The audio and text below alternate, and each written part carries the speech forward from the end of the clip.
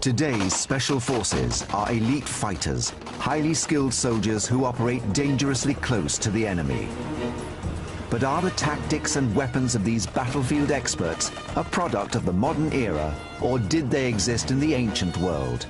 Were ancient special forces far more advanced than anyone thought? The Marines with a mission to save a metropolis. The jungle weapon that turned the tide of war. The canine force of the Roman army. The sharpest sword ever forged. And body armor astonishingly made of silk and offering protection in battle. Discovering the mysteries of the ancient special forces.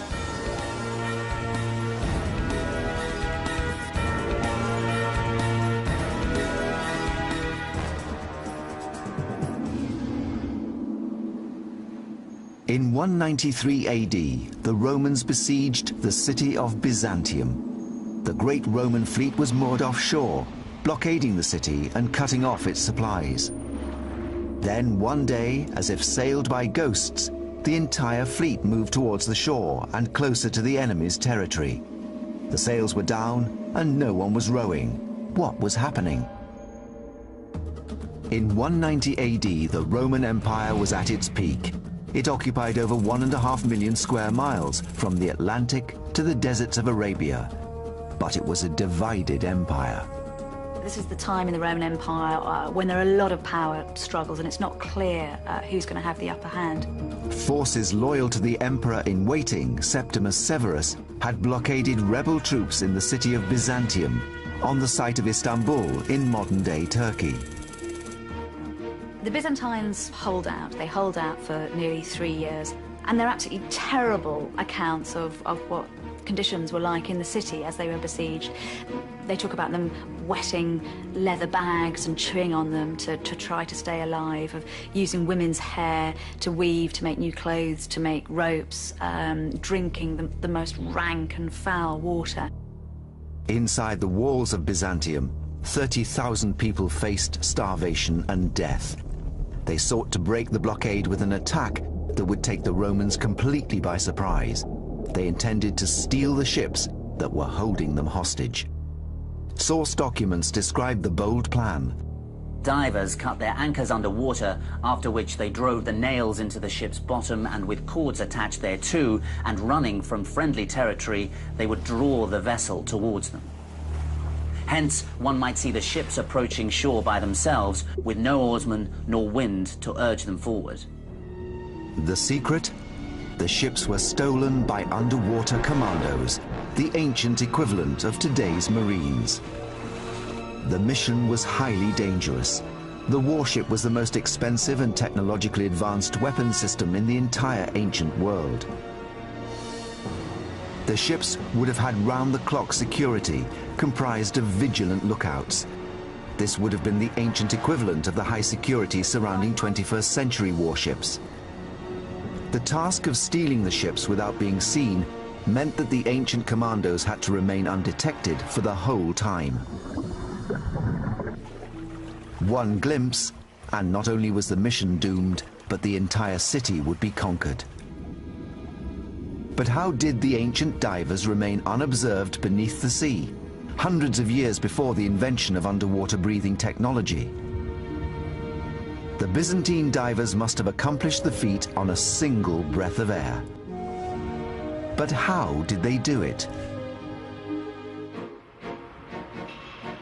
At the Royal Lifeboat College on the south coast of England, Ancient Discoveries is investigating the techniques and training the Byzantine divers must have used for their underwater mission.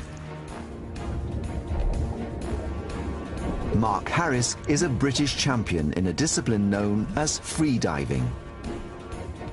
Freedivers are like the underwater special forces of the ancient world. Today we've got things like frogmen who use rebreathers, but in those days, of course, they didn't have that equipment. They just had the ability to hold their breath. The advantage of having a freediver unit within a navy would really be the invisibility factor of being able to swim distances underwater and not be seen from the surface. A 6-foot section of a replica Roman hull has been rigged to a scaffold and lowered into a tank. Mark will test how long he can remain underwater on a single lungful of air. He will also assess how much work he can get done using only Byzantine underwater tools and a weight. This device is called a scandalopetra and was used by the ancient freedivers to descend and provided them with the negative buoyancy that they needed to get there. Mark will have to combine his freediving skills with those of a military frogman. He must cut loose the ship's anchor and attach a rope to the Roman hull. I think my most challenging task actually is going to be trying to attach this plate onto the side of the hull.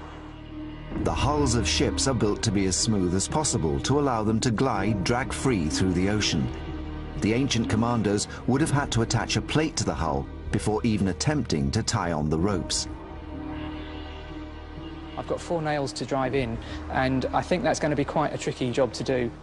I think with the frogmen, the chances are that they knew that they were putting themselves in a very dangerous situation, and I think there would have been a very high mortality rate. In doing their tasks, they would certainly have been expending a lot of oxygen and had a very high chance of not making it back to the surface. The test is a first. Mark briefs his safety and rescue team. Can I have everyone's attention, please? There is a risk of me having a hypoxic blackout. Now, if that happens, what I need you to do is to get me to the surface as quickly as possible. Grab me from underneath like so, and then secure my chin and hold the back of my neck, and then just bring me right up to the surface. If I'm not conscious within 30 seconds, then we'll ask this Dave here to get involved, and he'll know what to do at that stage. Mark must first prepare his body for the dive with breathing exercises. Really, when I'm breathing up, the main thing is that I'm just oxygenating my blood cells, I'm lowering my heart rate, and I'm getting something else called the mammalian dive reflex. Mark is optimizing the amount of oxygenated red blood cells in his body. It's likely that the ancient divers of Byzantium may have conditioned their bodies in exactly the same way. Blood that's in your arms and legs gets channeled into the core of your body, and also my spleen will start to release more blood cells as well, so I get a good circulation of blood going between my lungs, heart and brain, which is where it's all needed.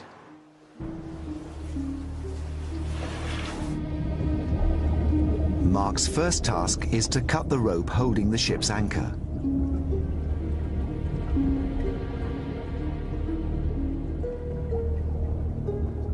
After 30 seconds below, he's ready for his main challenge, attaching the plate that will hold the rope.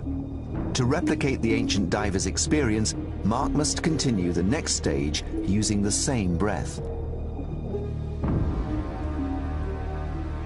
Without exertion, Mark can hold his breath underwater for over 6 minutes. But physical effort generates carbon dioxide in the bloodstream, and this could reduce the time he can hold his breath by over half. He has now been underwater for 2.5 minutes, pushing his respiratory system to the limit and creating the risk of a shallow water blackout. By now, the ancient diver's lungs would have been extremely painful, yet they needed to continue work, as coming to the surface would have risked being spotted. There are a lot of dangers associated with free diving, and the most significant is that of shallow water blackout, which occurs usually as the free diver is ascending to the surface. Now, on the way up, the lungs expand because as gases have less pressure exerted upon them, they occupy more space. Now, this has the effect of drawing out the remaining oxygen in the tissues into the lungs, and it is the loss of oxygen, or hypoxia, that causes the loss of consciousness. And there usually is no warning of this. After 4.5 minutes underwater, the anchor cable is cut, the plate is in place, and Mark has successfully attached the rope. A dozen divers could have attached 12 ropes on a single undetected breath. This would have been enough for the men on shore to pull the ships towards the land. Mission accomplished. Yes, that was definitely successful. I think it opened my eyes, really, to what the ancient frogmen would have been doing. Amazingly, holding one's breath for 4.5 minutes while performing physical exercise is 4 times longer than the average person can hold their breath while sitting still. By using this ingenious method, the Byzantines captured a significant number of Roman warships. But even this could not save their city. They had to leave the protective shelter of their city and seek food, and it was then that the Romans attacked and slaughtered them. The Romans captured the city and razed it to the ground. Byzantium was rebuilt by Rome, and it would again become the capital of the Roman Empire when Constantine converted to Christianity and its name got changed to Constantinople. And it still stands today as Istanbul, that city that sits on the brink between East and West. In every era, special forces are called upon to fight in extreme situations. Andrew Lambert and Richard Windley are investigating a device that was made for another extreme terrain, the jungles of Southeast Asia. This specialist weapon saved an entire empire from total destruction. The jungle can be cramped and claustrophobic. There's no room to maneuver heavy infantry or large assault weapons through dense undergrowth and around massive tree trunks. Jungle warfare calls for stealth, silence, special weapons, and forces. You need special training, you need special equipment, you need special experience to fight effectively in the jungle. There is limited evidence from ancient Asia of a mysterious jungle superweapon, one that would allow special forces to operate in silence in the dense tropical undergrowth. Between the 9th and 15th centuries, the Khmer Empire ruled over great swathes of Southeast Asia. And its capital, Angkor, the largest city of the ancient world, covered 1,150 square miles, roughly the size of present-day Los Angeles. It was an ancient superpower. But in the 12th century, the Khmer Empire was nearly destroyed. A small rival kingdom, the Champa from present-day Vietnam, was growing in strength. Armed by the technologically advanced Chinese to the north, they marched into Khmer territory. A simple bow, as used on the back of their attack elephants, only had an effective range of 50 feet. But this was perfect when fired from a fast-moving elephant at a height of 15 feet. But jungle forces operating hundreds of years ago needed a weapon that could be carried and deployed in thick undergrowth, brought up silently into a firing position, and fired at a much greater range and with much more power than the simple bow. The ancient jungle elite forces' superweapon was the double crossbow. Ancient Discoveries is investigating how this weapon became the key to how two superpowers fought to dominate a 500-year-old world order. Leading model maker Richard Windley has reconstructed this ancient weapon. So Richard, what we got here, it looks like two bows back to front. The idea is we can get a much longer draw with shorter bows so that these things would be useful in confined spaces in jungle warfare. On covert missions, the elite forces needed range to shoot at the enemy from a distance. To get range, they needed a more powerful bow. The way to make a bow more powerful is to make it bigger. But a bigger bow is too large and clumsy to deploy in jungle conditions. The answer was to double the power of the bow, not by doubling its length, but by its number, the double bow. That's the one thing that seems to make sense with this. Even if you don't get any more power than with a longer, simpler bow, the sheer fact that you can maneuver it through the jungle is going to give you that critical advantage. Well, that's right, and I think a sensible test would be to test one of the bows on its own, strung as a normal bow, and then set it up with a complete string in the double bow configuration, and then try it again and just compare ranges. The range of the double bow should be greater than that of a single bow, although the double bow's design might make you believe the opposite.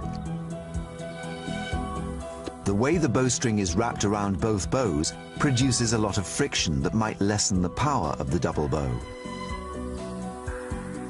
In a normal bow, one's arm simply pulls back the string. But in a double bow, the string must slide over the first bow to pull that back. The friction at this joint could easily make the expensive addition of a second bow hardly worth the effort. As the string slides over the arm of the second bow, it rubs against the wood. This again uses up valuable power that is not being utilized to project the arrow to its target. Right, well that draw is about 11 or 12 inches. The single bow shot goes 40 feet. Okay, that's the first one, so. All right. What we've got here is two bows, and they're bending in opposite directions to give us a double effect. Are we square now? That's about centred now, Yeah. but as you can see, you can actually feel the jerking, so we really are actually You can getting see it right on these ends. I think we better pull this together because those reliefs show two men pulling. The archaeological evidence confirms that the extra power would have required two soldiers to draw the bow. Right. Okay, if you'd like to try that. Yeah, why not? Sorry. This is the double bow. Let's see how much further it goes. I think we better pace that out, Richard. Yes, that looks It's gonna- significantly better, doesn't it? It does. The arrow from the double bow travels 65 feet. We're looking at least a 50% increase. So what we've got here is a machine that gives us 50% more power with no extra width. That's right. Even with the energy lost at the friction point, the double bow has 50% more range than the single bow. A militarily effective improvement, this extra power also gave it another advantage.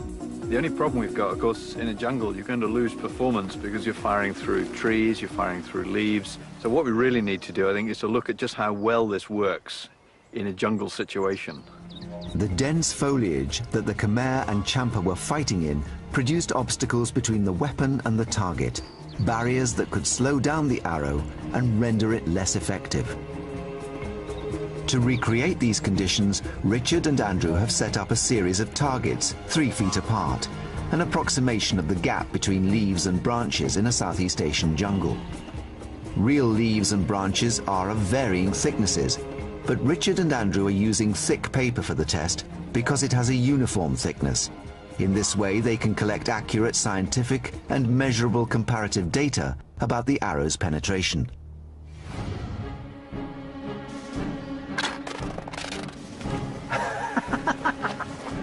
That was fantastic. The ripples we went through. That was brilliant. We've just gone through all 7 of them, straight through and out the other side with almost no loss of power. So, as a jungle fighting weapon, this really does work. It's going to cut through leaves, it's going to hit the target at the other end. So, good idea. To everyone's surprise, the bolt flies through every layer with insignificant loss of power. The tests have revealed why the double bow was so effective in the jungle. It achieved 50% more power and range than a single bow, without any addition to its length. It was silent. It could punch through leaves, and it could send its deadly arrow into a distant enemy target in a similar way to modern elite snipers operating in jungles today. With the new Chinese technology, the Champas gained a tactical advantage. They fought all the way into the Khmer capital and killed their king. But the mystery deepens. In spite of this elite weapon, we know the Khmer Empire defeated the Champa uprisings and thrived for another 200 years. Did the double bow have a beatable weakness, a mechanical flaw? The Khmer are one of the more intangible, tantalizing mysteries of history. This is a people who haven't left us any great written record. They've left us visuals, they've left us some enormous temple buildings with elaborate carved images on. These ancient temple reliefs at Angkor Thom depict the Khmer and Champa forces going into battle. They hold the secret. And on those temple stelae, we see some very interesting things. They changed their weapons technology during the building of the temples, during the war. And one of the things they introduce is a double bow. This suggests that the Khmer beat the Champa with their own weapon. What we know is that the Chinese sent this technology to the Champa, but Champa deserters carried it to the Khmer. And the Khmer then made a point of celebrating this technology on their temple walls and celebrating the fact that it was Champa deserters who'd brought it over. The Khmer obtained enemy technology and turned it against the Champa, and so saved their empire.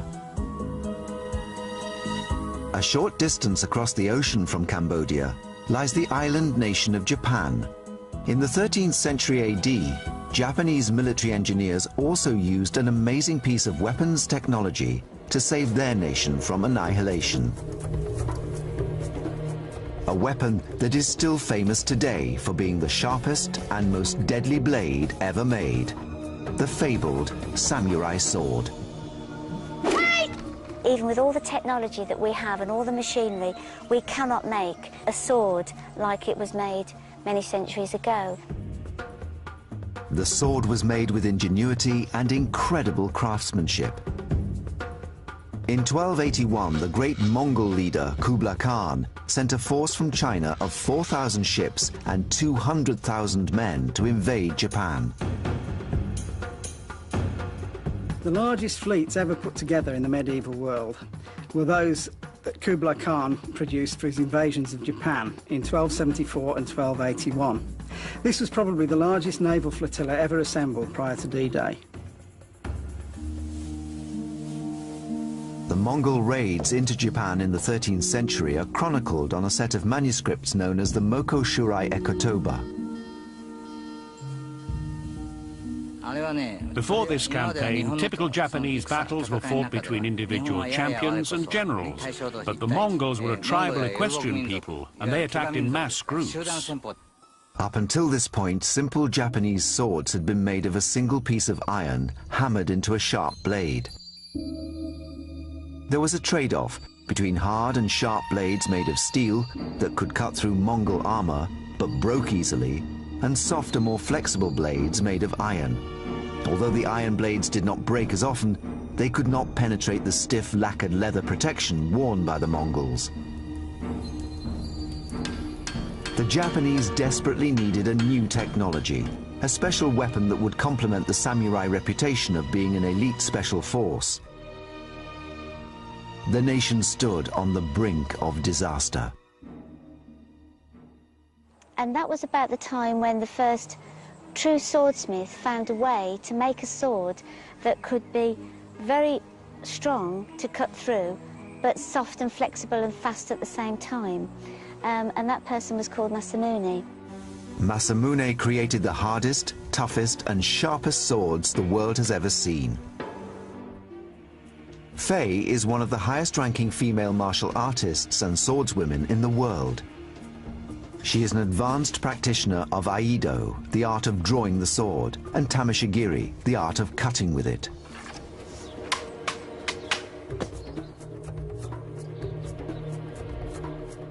But how did the great swordsmith Masamune manage to create such a deadly weapon?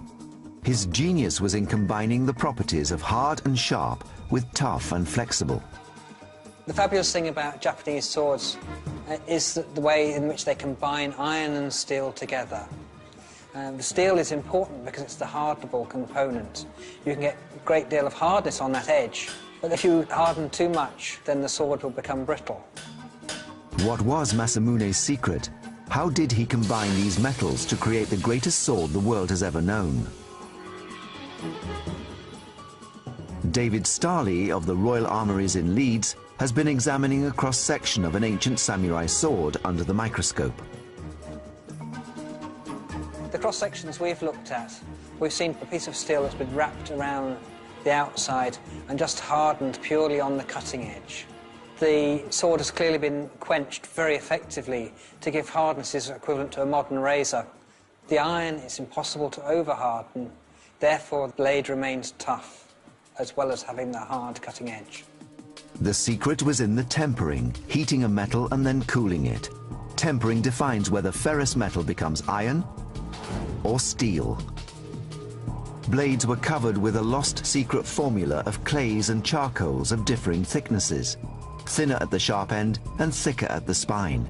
The clay coating acted as an insulator, so that the heating and cooling rate changed along the length of the blade. By doing this and hammering out any air bubbles that could weaken the metal, swordsmiths could actually create the two different metals with their different properties in the same blade. It was this stroke of genius that created the incredible samurai sword, the elite special weapon that allowed the samurai to repel the Mongol invaders. The sword would go on to define their status as an elite force for the next 300 years and became the most legendary and deadly sword in the history of warfare. But the secrets of some ancient weapons can remain a mystery, even today. In ancient Rome, there's evidence that the army used dogs in war. But what was their training and how were they deployed? Ancient Discoveries is investigating the secrets of how elite Roman units might have unleashed their dogs of war.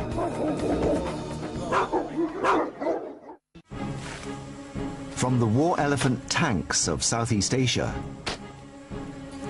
to the heavily armored troops charging on horseback across the medieval battlefield, all armies across history have employed animals in war. But a mystery endures about the ancient wartime use of the most popular domestic animal in the world, the dog.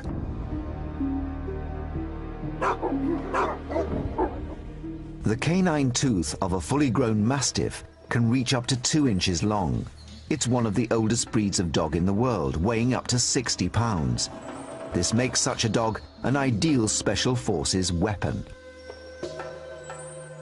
In 1513, Henry VIII of England made a presentation of 400 mastiffs to Philip, the King of Spain. And we know that Philip, the King of Spain, used those mastiffs en masse. Can you imagine a pack of 400 snarling mastiffs going at the enemy? He used them at the Battle of Valencia, and they drove the French mastiffs from the field. So we've got 2 armies using mastiffs. Extraordinary. But what of the Roman dog units? One of the most frustrating things about trying to look at dogs in the Roman military is the Romans just haven't written enough down for us.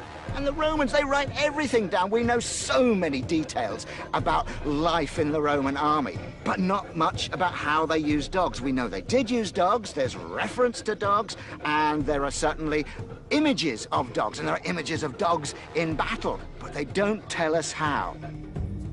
But on the column of Marcus Aurelius in Rome, there are clues as to how the Romans used military dogs. Marcus Aurelius was one of Rome's greatest emperors.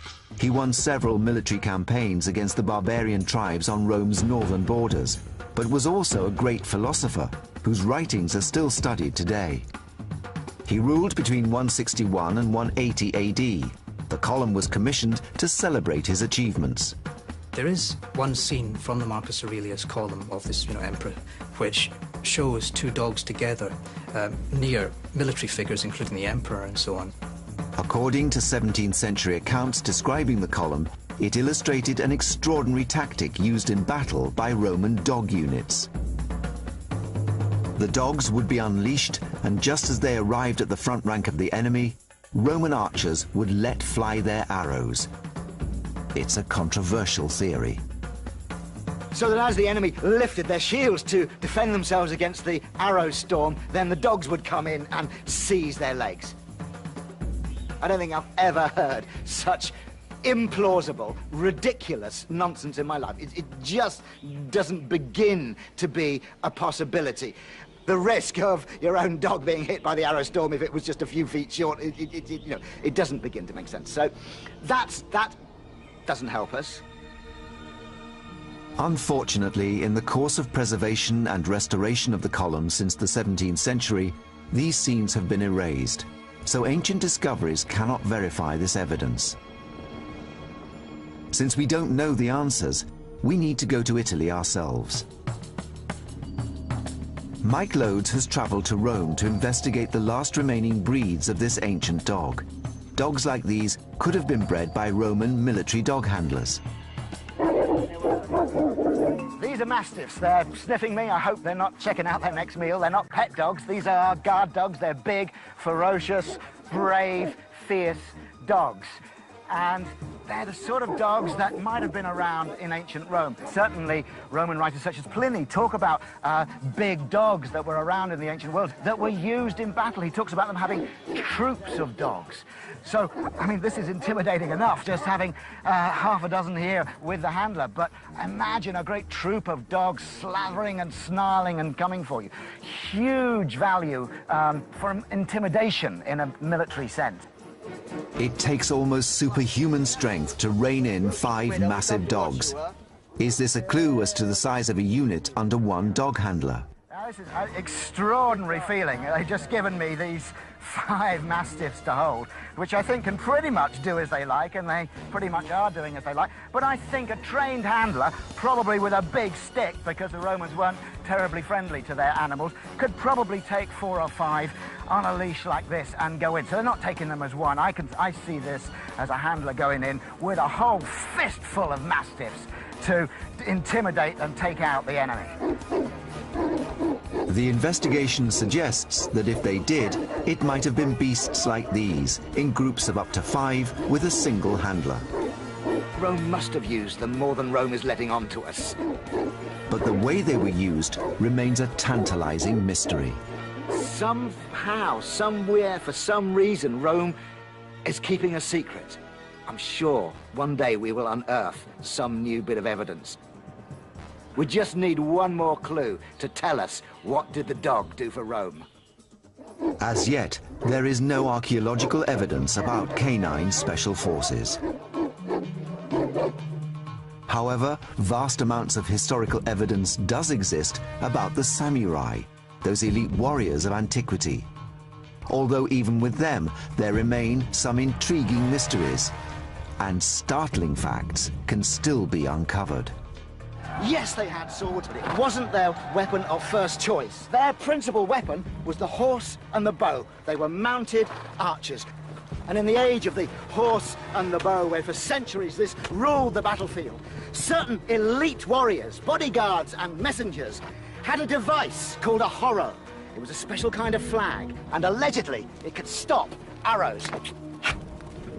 Ancient Discoveries is investigating this implausible protective device. Can a team of leading experts unravel the mystery of how a simple piece of fabric was able to protect the samurai from a hail of arrows? Often outnumbered, relying on surprise and speed, special forces depend on superior equipment to carry out and survive their mission. In the ancient world, it was no different. Elite warriors wore the best protection they could afford. Perhaps the most extraordinary is what appears to be nothing more than a silk bedsheet.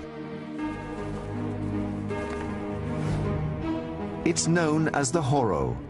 It's shown in illustrations in the many ancient texts that chronicle the clan wars that ravaged Japan through the Middle Ages.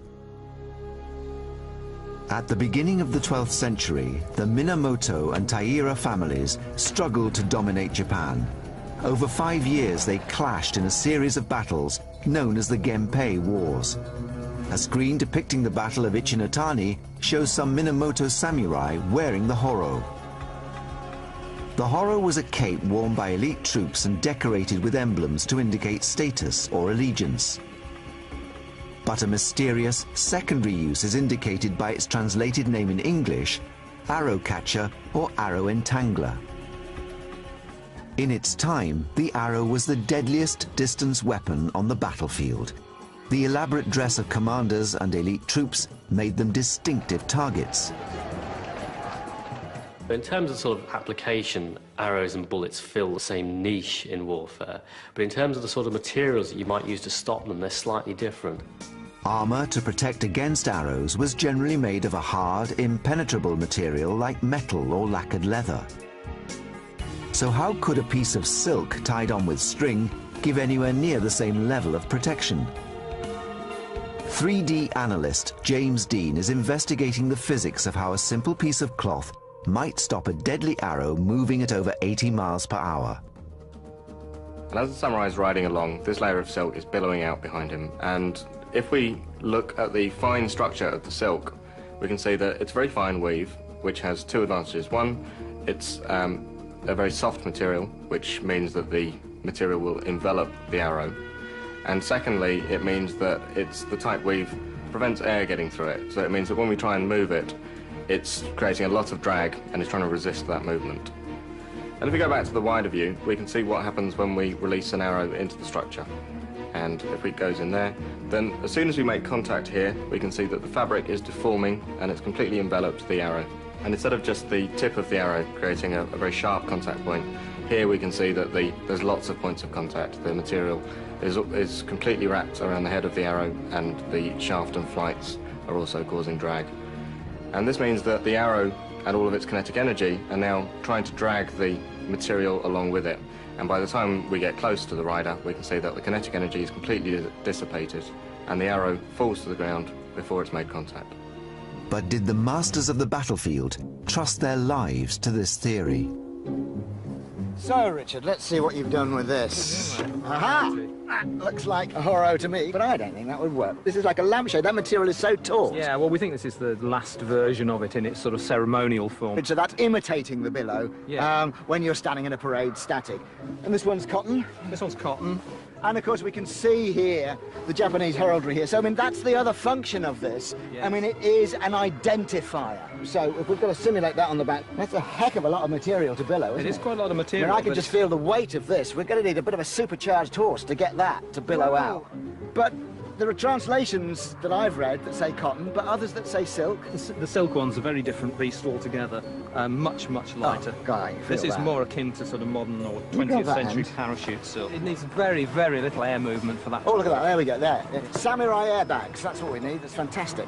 I can see it functioning. What I can't really see is I can't see it stopping an arrow. What do you think? Well, one wouldn't think that that would have any resistance to an arrow. It doesn't seem very likely, does it? It doesn't. Well, I think the first thing to do is to test it, and I think not on me, so wind machines, what's occurring to me.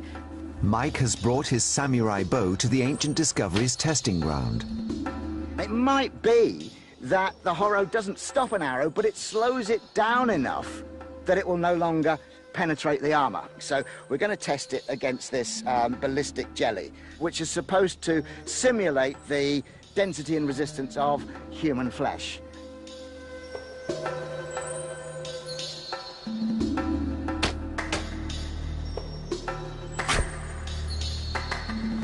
That really does seem to have gone in quite... Oh, look at that. Really quite a long way. So that's a killing wound. Let's see if the horror will save my life. Silk is a famously light and strong material, but can it stop an arrow flying at 80 miles per hour? Testing his archery skills, Mike is surprised to discover an unanticipated feature of a horro billowing in the breeze. But if you look at it now, it's sort of dancing, and especially with the mon, that's the heraldry on the back, is dancing about. So what would be a good aiming point for an archer is now confusing him considerably. That's actually very difficult to aim at.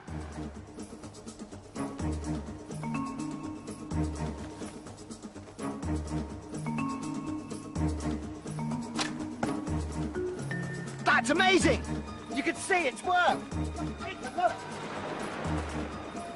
Completely unbelievably and what would fantastic. You call that? You call it entangled?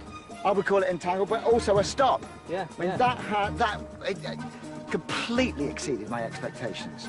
I say the point's still gone through, but I mean, it's the shaft. It stopped the shaft. It's extraordinary. It's genuinely surprising. It really is, isn't it? See, that's a sort of an armour-piercing little, you know, narrow bodkin-y type arrow, because he would be wearing armour.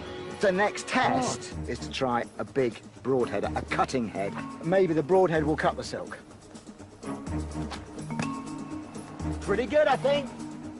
Look at that. It's done what I predicted. It has cut through the silk. But then once it was in the silk, the weight of the shaft just dropped that silk down. Yes, that's right. So it came through, it used all its energy by then, and then it just dropped down. And these guys are going to be partially armoured anyway, aren't they? Exactly. We just want to resist the fatal penetration of armour. An ancient warrior fleeing for his life would have been lucky to have had only one arrow to contend with. Mike and Richard are building up a picture of how the horro would have protected a rider from numerous arrows fired from various angles and ranges. It's been both fascinating and frustrating at the same time. It was slowing them down. I mean, sometimes it was even just punching them out, like as if it was a trampoline. And yet there were others that did get through, and they went right through, completely defeated it, and hit this with a great smack. The horro in Mike and Richard's test successfully deflected 70% of the arrows fired at it. Mike feels this is an acceptable success rate for such a light and mobile protection, and good enough for him to test it in person. He will replicate the experience of a samurai warrior 700 years ago, on horseback, being chased by a cavalry archer. It's going to be interesting. I've never heard of anyone ever trying this experiment before. It may work, it may not. It's a piece of material. It should, to me, the arrow should defeat it. But the Japanese had it for a long time. That gives an idea it has an effect.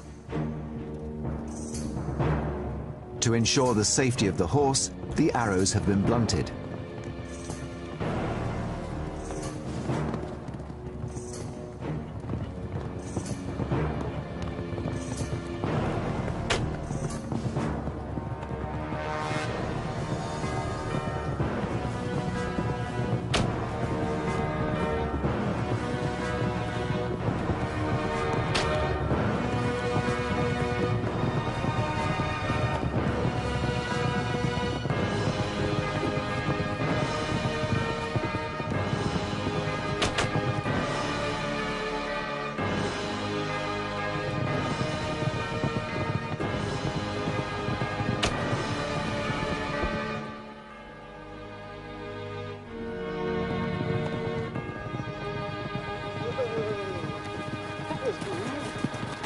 That was great!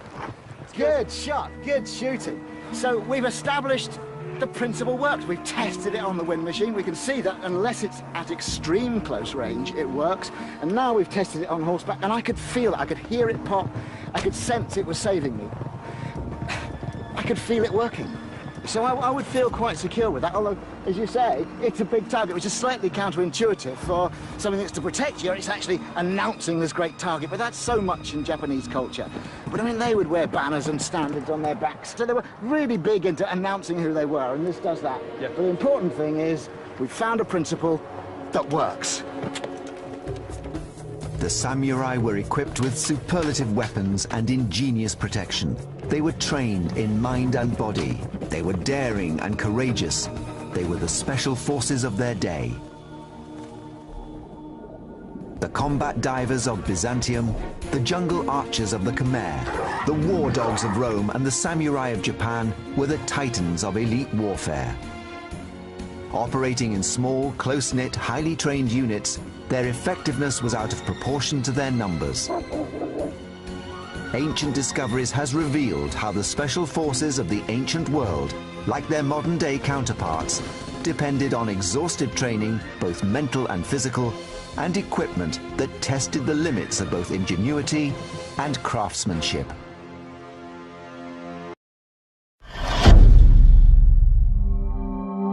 Thank you for watching The Amazing TV. Don't forget to subscribe.